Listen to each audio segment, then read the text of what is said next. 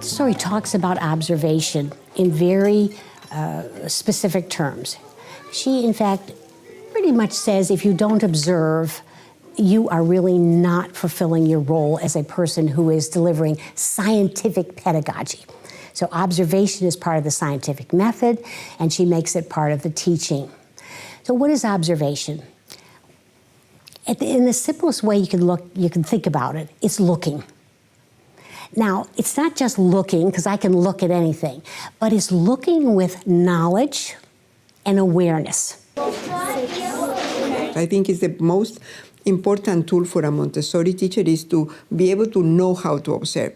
Without observation, there is no way you can understand what happens in your class.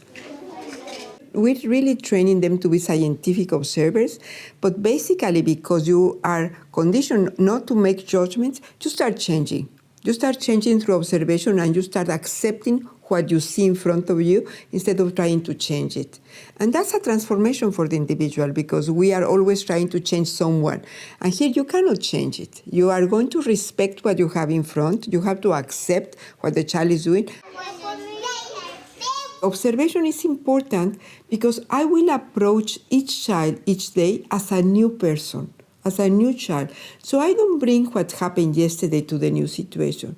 And because I know how to observe, and I am also free of what happened yesterday, when I see this child, I offer a new person as well. So the child, even or an adult, can have the opportunity to be different as well.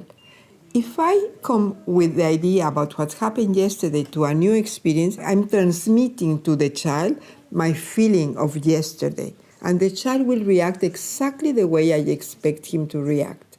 So I am the one that can transform if I am free. If I see a person or a child with whom I have a problem, or I had a situation, and I approach him the next day with the same eyes or with the same feeling, I'm transmitting that feeling, and it goes on and on forever. But if I can just be present and be able to observe, and that means observation. You're going to see those children as new children every day. You have to have a silent mind. Silent mind means that I am going to observe in such a way, and I'm not going to bring any past experiences to a new experience. I'm going to free myself for all preconceived ideas about what is a classroom or what is a child. You are fresh. You are fresh, and your eyes are fresh, and you accept situations, human beings, children, conditions in a totally different way. I start working with my students. I say, the moment that you say the child is not working, I ask them, why? Does he have to be working? Is that an expectation? So they realize that, yes, they're having an expectation. Why he has to be working all the time? Children need to rest. Children need to observe. Children are absorbing all the time. So you do not need to be pushing the child to work all the time. He's working. He's constructing himself all the time. So when you think that the child is wandering, he's absorbing and he's observing. I think many aspects of observation are similar, primary and elementary, in that we're looking for how to best meet the needs of the children. At the elementary, I think it becomes crucial in needing to be able to observe and know when to intervene and when not to intervene. We want to step in before they get frustrated, but we want to hold back and not step in if they're working it out in a productive way. So I think that's where a lot of the art of observation comes in elementary. Observation is also our guide as to when children need the next presentation. And so observing and asking ourselves, is that still productive? Or do those children just feel really safe with what they're doing? They're busy, they're doing problems, or they're doing a grammar box together, But are they getting anything out of it, or are they ready for that next presentation that will take them a little bit further, that will stretch them? Because that's the job of the teacher, to stretch the children. It's a trickier thing to do to observe an elementary class rather than a primary class. The reason is primary children work individually and you're looking for concentration. And when they're really engaged in a project or an activity, you can see that concentration. You can just see it happening. And you see them manipulate the material.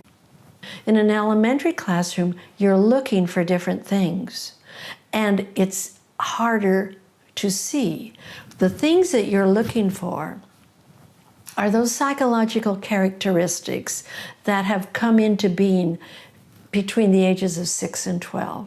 So you're looking for imagination and the reasoning capacities. So those are hard to see. You know, you can only see it from the children's work or the ideas that have gone into the work. You're looking to see how they work in a group, because that's another characteristic. You know, that's easy to see in the elementary because they just collect together. It's like magnets, they're drawn to each other. Now, because we offer freedoms in the elementary, and one of the freedoms is communication, you have to listen to their conversations.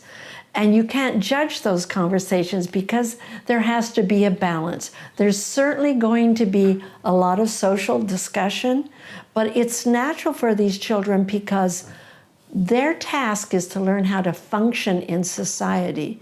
In the primary, they were learning to be an individual. In the elementary, their work is to become an individual within society. So you know that for a child in the second plane, it is almost given that they'll want to congregate with other children. You know that from the theory, from many other people's observations. So when you observe that there's a child who's a complete loner, who never interacts with anybody, who does not speak with anybody, who does not interact, then you say to yourself, so what's going on here? This is not the way that a child in the second plane normally behaves. Then what do you do as a result of that? So your tool is observation, and the tool is used to repair or to, somehow fix it, and fix it the best way you can. And you would then observe for a few days, because maybe it was just that one day you happened to notice. But over time you saw, they never really do that. And that you can take steps to either, from your own knowledge, just go and try to form a relationship with the child so that this child can open up to somebody. And often they will open up to an adult, whereas not to another child.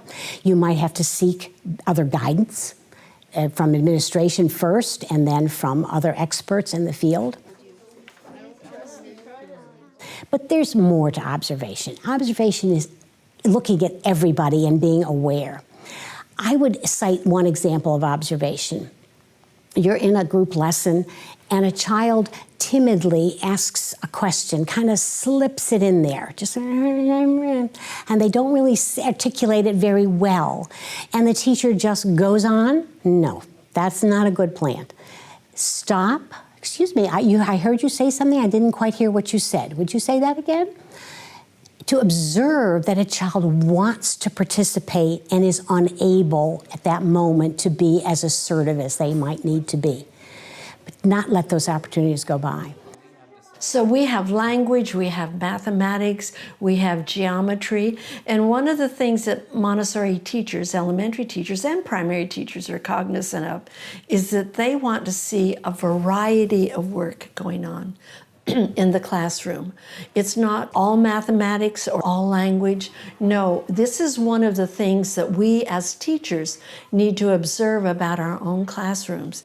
Margaret Stevenson said, "Be careful that you do not expect only math, language, and geometry in the morning before you can allow your children to do geography, biology, or history, all of those especially important subjects for cosmic education, those subjects where the children see an interrelatedness. She said, make sure that throughout the day, the children are able to work on all of the subjects throughout the morning. And that is your job as a teacher, to look around and see what lessons that you've been giving and what kind of follow-up is happening. And the way that you manage that as a teacher, and this is especially important for new teachers, is you need to have a record-keeping system that helps you give your lessons. You need to plan for every child throughout the week. You may not get to these plans. Sometimes you hope you won't get to them, because that means the children have come up with a plan of their own. And because we leave them free to work on their spontaneous ideas, that means that the plan you had may have to wait another week, which is perfectly fine. And it's through your record keeping that you go, oh, I need to give some more biology, I need to give some more science, I need to give some more of that. But it's through the observation that we're trained to do. And so you just have to keep that at the forefront of your mind. Another observation is to have a conference. We have conferences with children in the second plane. Another observation during that conference is how forthcoming is the child about what they're doing. Are they trying to kind of smooth something over? Are they not kind of telling you what's going on? You know, just observe their affect. How is it that they are thinking to talk to you? In that way, you can help them by being responsive to them and saying, oh, yeah, or bring up something that they are unable to bring up. Well, you know, I saw you doing that the other day. What was that all about? That kind of observation. So I think in second plane of development, the observation is that of engaging with the child and really looking at what they're doing in terms of how they should be developing, but how they would characteristically develop, and see if it's off point there. When I think about the strong qualities of a Montessori teacher, I think that one of the most important is to have self-knowledge, to know more about yourself. And a Montessori teacher requires to have a special transformation. It's really a kind of transformation in the way she sees children. We talk about spiritual transformation because you have to be able to go inside yourself and know yourself very well. That's why I feel self-knowledge is something that is extremely important, not just for a Montessori teacher, but I would say in any profession, because you have to be very honest and very authentic in what you want and what you do. So in my work, I usually ask the teachers, when they say, I love children, that's why I want to be with Montessori, to study Montessori, I always am concerned about your love for children. I want to know the real motivation about why you really want to work with children. And many times they don't know. They don't know. And I see that as soon as they start being in contact with the theory, with the philosophy, you can see the transformation. We want to really understand what's going with the human being. So when you start talking with the students and you start explaining about what is a human being, they start in some way recognizing themselves. They start recognizing themselves in what you're teaching to them.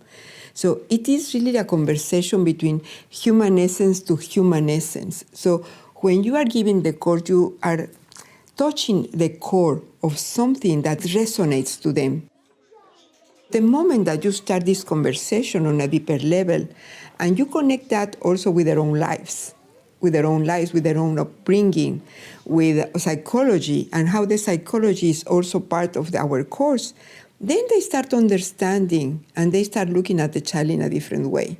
So the transformation comes through the dynamic of the training course. The training course changes. We're not just teaching materials. We're giving a way of life. It's the philosophy and the theory is so well grounded because it's based on observation and scientific observation and experimentation.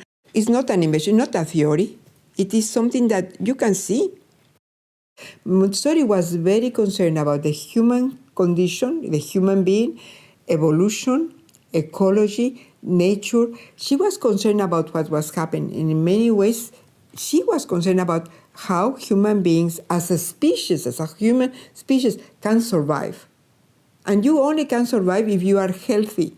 And she was looking for healthy human beings, healthy in their mind and healthy in their body. And it's a balance. So she, from the beginning of life, she started talking about mind and body together. What is also very interesting is at the end of her life, she was saying, no one has understood me. At the end of her life, she says, I have been pointing out the child and people are looking at the materials. It's not the materials. It's what's happening with the child. Montessori just say, look at the child, observe the needs of the child, and give what the child needs.